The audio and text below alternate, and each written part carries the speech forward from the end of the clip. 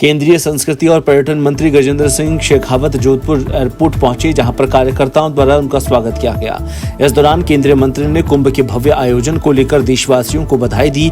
इसके साथ उन्होंने कहा कि कुंभ जैसे बड़े आयोजन में जिस तरह की व्यवस्थाएं की गई है, यह केस स्टडी की तरह आवश्यक है कि 45 दिन में इस महाकुंभ के आयोजन में विश्व भर के साथ ही 45 करोड़ से अधिक लोग आ रहे हैं। उन्होंने कहा कि इसमें पहले कुंभ की बात करें तो 2013 में जिस तरह पूर्ववर्ती सरकार में भगदड़ मची और उस समय की तत्कालीन सरकार ने असंवेदनशीलता के साथ व्यवहार किया, यह शर्मनाक था। देश ही नहीं, विदेशों की भी इस पे नजर और विदेशी मीडिया इसको कवरेज करना ही है। इतना पहले दिन 1.65 करोड़ की एक विशाल पंडाल और उसके बाद में 3.5 की एक भव्य आयोजन। देखिए, निश्चित रूप से कुंभ विश्व के लिए एक अनूठा उत्सव है, जहाँ स्वतः स्फूर्त भाव से देश और दुनिया से करोड़ों लोग श्रद्धा का भाव लेकर के, कुछ उत्सुकता का भाव लेकर के, कुछ कौतूहलता दुनिया भर से जानने के लिए कि इतना बड़ा आयोजन कैसे किसी देश में एक स्थान पर हो सकता है। कुछ इतने बड़े हो रहे आयोजन ने सरकार का जिस तरह से प्रबंधन है उसको एक केस स्टडी की तरह अध्ययन करने के लिए विभिन्न राज्यों ने भी अपने राज्यों में होने वाले बड़े आयोजनों में कुंभ को देख करके उसकी आयोजन की व्यवस्था को समझा जा सके, इस दृष्टिकोण से देश भर से 45 दिन में, दुनिया भर से 45 दिन में 45 करोड़ लोग कुंभ के साक्षी बनेंगे। पहले दिन पूर्णिमा के स्नान में और बाद में मकर संक्रांति के स्नान के दिन लगभग इन 2 दिनों में 5 करोड़ लोगों ने कुंभ में जो है स्नान किया है। लेकिन इसके साथ साथ में लगभग 15 लाख लोग जो हैं कुंभ में पूरे 45 दिन तक रह करके कल्पवास कर, लगभग इतनी बड़ी संख्या साधुओं की है जो पूरे 45 दिन तक लगभग कुंभ में रहने वाले हैं। और लगभग इतनी बड़ी संख्या यानी 15 लाख लोग ऐसे हैं जो सफाई कर्मचारी के रूप में, विभिन्न व्यवस्थाओं को देखने वाले कर्मचारियों के रूप में, भोजनशालाओं का प्रबंधन करने वाले और भोजन का व्यवस्था करने वाले लोगों के रूप में वहाँ स्थायी रूप से निवास कर रहे हैं। लगभग 50 लाख लोग स्थायी रूप से निवास कर रहे हैं और बाकी लोग जो है नित्य प्रतिदिन आते हैं। और ऐसे बड़े स्नान के दिन और भी ये संख्या आने वाली मौनी अमावस्या के दिन और भी ये संख्या जो है बड़ी होगी। लेकिन निश्चित ही कुंभ का प्रबंधन उत्तर प्रदेश सरकार माननीय योगी आदित्यनाथ जी के नेतृत्व में और देश की सरकार ने माननीय प्रधानमंत्री जी के नेतृत्व में जिस तरह से किया है वो निश्चित रूप से अनूठा है। क्योंकि इससे पहले कुंभ जब कभी भी देश में होते थे, कुंभ शाश्वत है, हजारों साल का लिखित इतिहास है। लेकिन इससे पहले के कुंभ का स्मरण करिए, 2013 के कुंभ में किस तरह से भगदड़ मची, सरकार ने किस तरह से उस समय जो है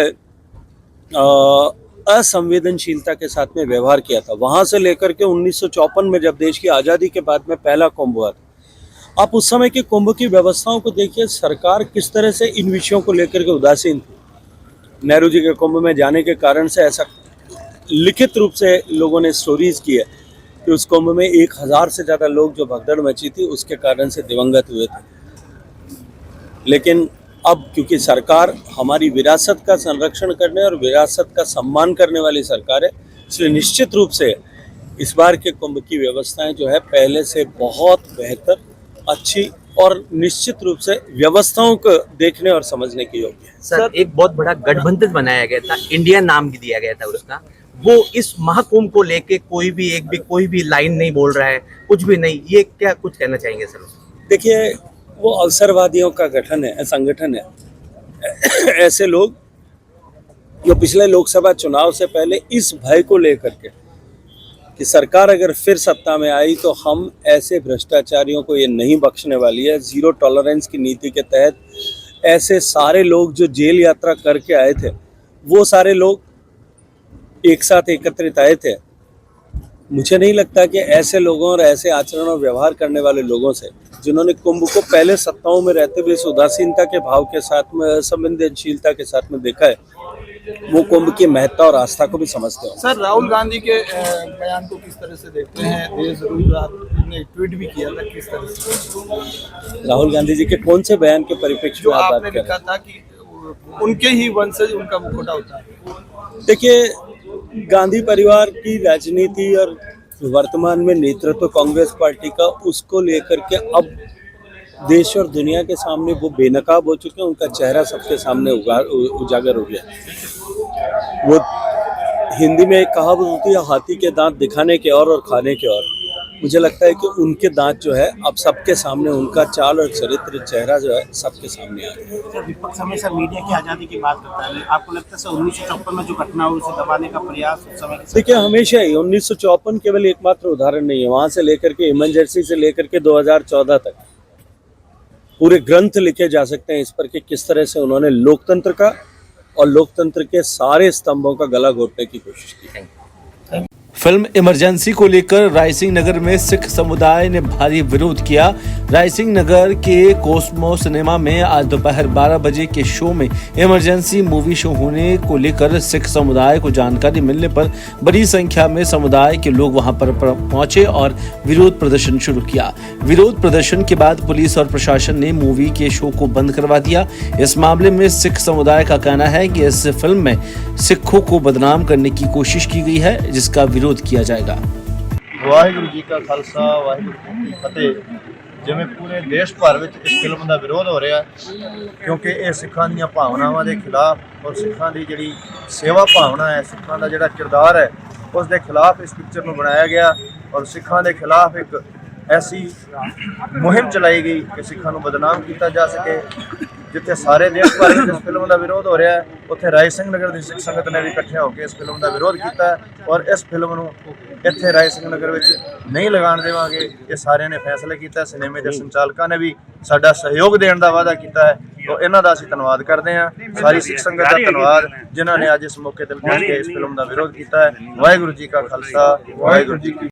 12 जिला परिषद भवन में स्वामित्व योजना कार्यक्रम का आयोजन किया गया। इस दौरान आज प्रधानमंत्री नरेंद्र मोदी ने वर्चुअल माध्यम से सभी को स्वामित्व योजना के बारे में बताया। वीडियो कॉन्फ्रेंसिंग के जरिए संपत्ति मालिकों लाभार्थियों को 65 लाख से अधिक संख्या में संपत्ति कार्ड वितरित किए गए। इस दौरान भाजपा जिलाध्यक्ष नंदलाल सुमन, जिला कलेक्टर और साथ ही कई प्रशासनिक अधिकारी लाभार्थी मौजूद रहे। देखिए, स्वामित्व योजना जो गांव में हमारे घर हैं तो उनको रह रहे हैं लेकिन उनको सरकारी पट्टा नहीं है, तो इसके नाते हम सरकारी पट्टा दे पाएंगे। और क्योंकि विकास के लिए, क्योंकि ड्रोन के थ्रू ये पता लगाया हमने कि कौन सा गांव कहां पर है, कितनी पॉपुलेशन है, तो इसके नाते हमें ये डिजिटल मैप में आ जाएगा और उससे फिर हम गांव का विकास के लिए भी कार्य करेंगे।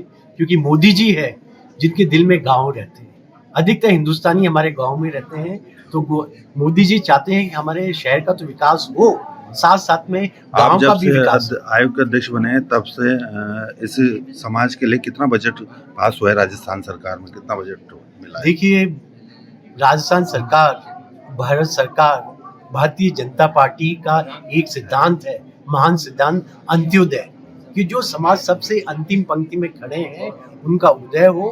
उसके लिए प्रधानमंत्री जी ने भी कई स्कीम्स हैं, हमें एससी के लिए वो मिलती है, एसटी के लिए मिलती है, इसी प्रकार राशन सरकार से भी। झालावाड़ जिले के प्रभारी मंत्री ओटाराम देवासी ने झालरापाटन पहुंचकर धार्मिक स्थलों का दौरा किया। उन्होंने सबसे पहले आनंद धाम मंदिर में पहुंचकर दंडवत होकर बालाजी के दर्शन किए। इसके बाद 108 किलो पारे से बने शिवलिंग की पूजा अर्चना की। मंत्री देवासी ने मोक्षदायिनी चंद्रभागा नदी पर स्थित चंद्रमौलेश्वर मंदिर में भगवान भोलेनाथ के चरणों में बैठकर जलाभिषेक कर पूजा अर्चना की। इसके बाद चंद्रभागा नदी के तट पर जाकर नदी को प्रणाम किया। इस दौरान मीडिया से बातचीत करते हुए उन्होंने बताया कि झालरापाटन के दौरे पर आने पर मंदिरों के दर्शन करते हुए यहाँ भगवान का आशीर्वाद प्राप्त किया। भगवान से तो हमारी एक ही प्रार्थना है कि हमारे जिस जिले में मुझे प्रभार मिला है, झालावाड़ में, झालरापाटन में और पूरे राजस्थान में और पूरे हिंदुस्तान में, जिस तरह से उनकी कृपा है उसी तरह से कृपा बनी रहे और आने वाले समय में हमारा जो स्नेह है, प्रेम है, वो इस तरह से बरकरार रखे और उनकी असीम कृपा हमारे ऊपर बरसती रहे कि आने वाले समय में यहाँ की जनता को हम सुखी और शांत देखना चाहते हैं।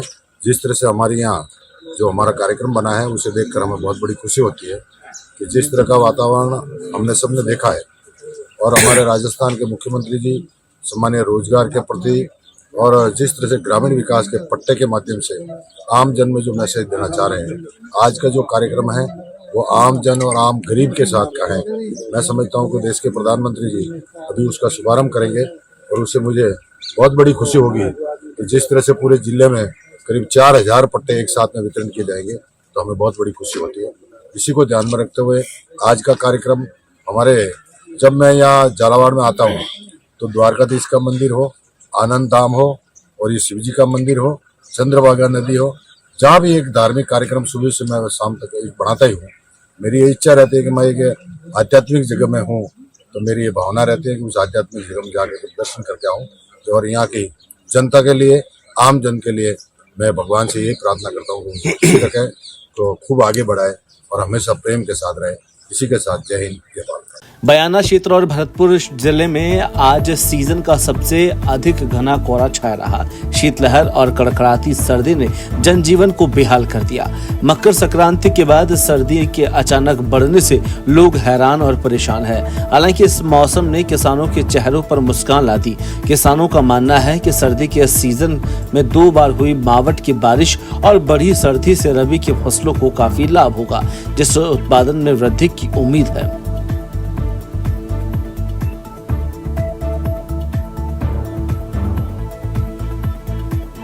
केलादेवी राष्ट्रीय उद्यान में इस बार एक दुर्लभ और अनोखे मांसाहारी पौधे यूट्रिकुलेरिया की बड़ी संख्या में उपस्थिति दर्ज की गई।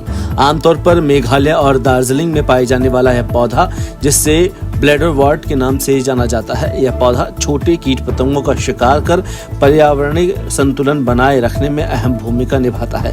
विशेषज्ञों का मानना है कि इससे घना की जैव विविधता और पारिस्थितिकी तंत्र को नया आयाम मिलेगा। अब केलादेवी उद्यान में उसकी उपस्थिति पर्यावरण के लिहाज से एक बड़ी उपलब्धि मानी जा रही है। सर, ये केवलादेव राष्ट्रीय उद्यान में सर कोई मांसाहारी पौधा मिला है, क्या है सर ये? जो केवलादेव राष्ट्रीय उद्यान में कार्निवोरस या मांसाहारी पौधा मिला है उसका नाम यूट्रिकुलेरिया है। पीले रंग का इसका एक फूल होता है। एक्वाटिक और सेमी एक्वाटिक टाइप का प्लांट होता है। इसका मतलब ये होता है कि ये पानी में या दलदली क्षेत्र में या थोड़ी नमी जहाँ पर हो वहाँ पर देखने को मिलता है और ये ऊपर तैरता हुआ दिखता है। तो इसमें थोड़ा सा एक बैग टाइप का होता है, तो जो कोई कीड़े मकोड़े इस टाइप के उस पर बैठते हैं वो अंदर जाते हैं और ये उसका सेवन करता है। इसका कारण ये होता है कि जो पौधे प्रोटीन की रिक्वायरमेंट या उनके न्यूट्रिएंट्स की जो रिक्वायरमेंट होती है, ज़्यादातर पौधे अपने सनलाइट से खाना बनाते हैं यूज़ करके और उसको कन्वर्ट करते हैं। ये कुछ जो कार्निवोरस पौधे होते हैं वो अपनी न्यूट्रिएंट की रिक्वायरमेंट इस तरीके से कीड़े मकोड़े या छोटे जो जीव जंतु होते हैं उनको इंजेस्ट करके पूरी करते हैं। तो इस बार जो हमारे पास पानी बहुत अच्छी मात्रा में हमें प्राप्त हुआ, तो उसकी वजह से हमारे पास दलदली मार्शी एरियाज़ बहुत सारे थे और इसकी वजह से जो छोटे मोटे कीड़े थे वो भी, उनकी भी संख्या भी अच्छी खासी थी हमारे पास, जो पूरे इकोसिस्टम में आ रहे थे। ये यूट्रिकुलेरिया इस बार हमको रिकॉर्ड हुआ। ये बहुत पहले घना में रिकॉर्डेड था, लेकिन इस बार दोबारा जब फॉरेस्ट डिपार्टमेंट अपना सर्वे कर रहा था बोटैनिकल सर्वे ऑफ इंडिया के साथ, उस बार ये बहुत अच्छी मात्रा में हमको यहाँ पर देखने को मिला कुछ जगहों पर। तो ये एक अच्छी बात थी इस इकोसिस्टम के लिए कि जितना डिफरेंट पौधे यहाँ पर आएँ उतना ही एक इकोसिस्टम हेल्दी होता है। प्रदेश भर में भीषण सर्दी का दौर जारी है। टोंक शहर कोहरे की चादर में लिपटा हुआ है, जबकि ग्रामीण इलाकों में विजिबिलिटी शून्य हो चुकी है। सर्दी के कारण हाईवे पर वाहनों की रफ्तार धीमी पड़ी है, जिससे आवागमन प्रभावित हो रहा है। इस ठंड से जनजीवन पूरी तरह प्रभावित है। लोग अलाव जलाकर ठंड से बचने का प्रयास कर रहे हैं। वहीं छोटे बच्चे ठिठुरते हुए स्कूल जाने को मजबूर है। कोहरे के कारण गिरने वाली ओस की बूंदें पेड़ों पर जम गई है, जिससे ठंड और महसूस होने लगी है। टोंक में न्यूनतम तापमान 7 डिग्री सेल्सियस और अधिकतम तापमान 17 डिग्री सेल्सियस दर्ज किया गया। मौसम विभाग के अनुसार आगामी दिनों में ठंड से राहत मिलने की संभावना नहीं है। प्रदेश भर में लगातार ठंड का दौर जारी है। वहीं ठंड की जोर से जनजीवन प्रभावित है। इस वक्त हम राष्ट्रीय राजमार्ग जयपुर कोटा पर मौजूद है और यहाँ पर चलने वाले वाहनों की धीमी रफ्तार हो चुकी है। वहीं बात करें विजिबिलिटी की, तो विजिबिलिटी बहुत कम है। वाहन चालक लाइटें चलाकर दौड़ा रहे हैं, तो वहीं पहिए की जो रफ्तार थी वो धीमी हो गई है। जो राष्ट्रीय राजमार्ग के किनारे जो 30 ढाबा सहित गर्म पेय पदार्थों के जो संचालन है, वहां पर वाहन रुके हुए नजर आ रहे हैं। इस वक्त लोग बचाव के लिए अलाव तथा गर्म पदार्थों का उपयोग कर रहे हैं। लगातार हो रही तेज ठंड से किसानों के चेहरे खिले हुए हैं। लगातार तेज ठंड से किसानों की सरसों, जौ, चना सहित अन्य जो फसल है उनको फायदा हो रहा है। वहीं बात करें बेजुबान पक्षियों की तो उनके लिए भी ये ठंड किसी कहर से कम नहीं है। कहीं जगह पर बेजान पक्षी खुले आसमान में बिता रहे हैं तो वही लगातार तेज ठंड से पूरी तरीके से जनजीवन प्रभावित है। राष्ट्रीय राजमार्ग पर तेज रफ्तार से दौड़ने वाले वाहनों के पहिए की रफ्तार अब धीमी हो गई है। काफी समय हो जाने के बाद भी अब तक सूर्य नारायण भगवान ने दर्शन नहीं दिए हैं। बात करें लगातार हो रही तेज ठंड से कितने ही वाहन भी जो ट्रेनें हैं वह भी देरी से चल रही है। कजोड़ गुजर, इंडिया वॉइस, टॉक। प्रदेश भर में भीषण सर्दी का दौर जारी है। टोंक शहर कोहरे की चादर में लिपटा हुआ है, जबकि ग्रामीण इलाकों में विजिबिलिटी शून्य हो चुकी है। सर्दी के कारण हाईवे पर वाहनों की रफ्तार धीमी पड़ी है, जिससे आवागमन प्रभावित हो रहा है। इस ठंड से जनजीवन पूरी तरह प्रभावित है। लोग अलाव जलाकर ठंड से बचने का प्रयास कर रहे हैं। वहीं छोटे बच्चे ठिठुरते हुए स्कूल जाने को मजबूर है। कोहरे के कारण गिरने वाली ओस की बूंदें पेड़ों पर जम गई है, जिससे ठंड और महसूस होने लगी है। टोंक में न्यूनतम तापमान 7 डिग्री सेल्सियस और अधिकतम तापमान 17 डिग्री सेल्सियस दर्ज किया गया। मौसम विभाग के अनुसार आगामी दिनों में ठंड से राहत मिलने की संभावना नहीं है। प्रदेश भर में लगातार ठंड का दौर जारी है, वहीं ठंड की जोर से जनजीवन प्रभावित है। इस वक्त हम राष्ट्रीय राजमार्ग जयपुर कोटा पर मौजूद है और यहाँ पर चलने वाले वाहनों की धीमी रफ्तार हो चुकी है। वहीं बात करें विजिबिलिटी की तो विजिबिलिटी बहुत कम है। वाहन चालक लाइटें चलाकर दौड़ा रहे हैं तो वही पहिए की जो रफ्तार थी वो धीमी हो गई है। जो राष्ट्रीय राजमार्ग के किनारे जो थड़ी ढाबा सहित गर्म पेय पदार्थों के जो संचालन है वहां पर वाहन रुके हुए नजर आ रहे हैं। इस वक्त लोग बचाव के लिए अलाव तथा गर्म पदार्थों का उपयोग कर रहे हैं। लगातार हो रही तेज ठंड से किसानों के चेहरे खिले हुए हैं। लगातार तेज ठंड से किसानों की सरसों, जौ, चना सहित अन्य जो फसल है उनको फायदा हो रहा है। वहीं बात करें बेजुबान पक्षियों की तो उनके लिए भी ये ठंड किसी कहर से कम नहीं है। कहीं जगह पर बेजान पक्षी खुले आसमान में बिता रहे हैं तो वही लगातार तेज ठंड से पूरी तरीके से जनजीवन प्रभावित है। राष्ट्रीय राजमार्ग पर तेज रफ्तार से दौड़ने वाले वाहनों के पहिए की रफ्तार अब धीमी हो गई है। काफी समय हो जाने के बाद भी अब तक सूर्य नारायण भगवान ने दर्शन नहीं दिए हैं। बात करें लगातार हो रही तेज ठंड से कितने ही वाहन भी जो ट्रेनें हैं वह भी देरी से चल रही है। कजोड़ गुजर, इंडिया वॉइस, टॉक। जालोर जिले के साइला उपखंड क्षेत्र के सुराना गांव में एक भामाशाह द्वारा गरीब परिवार की बेटी के हाथ पीले किए गए। भामाशाह ने हरिजन की बेटी का कन्यादान कर मानवता की मिसाल पेश की। समाजसेवी जैन ने मानवता की मिसाल पेश करते हुए गरीब हरिजन की बेटी का अपने हाथों से कन्यादान किया। जैन ने बारात के लिए खाने की व्यवस्था के साथ साथ हजारों रुपए का घरेलू सामान देकर कन्यादान की रस्म अदा की। शादी के पूर्व कार्यक्रम में भामाशाह ने स्वयं उस हरिजन के परिवार के बीच मौजूद रहकर बेटी को आशीर्वाद भी दिया।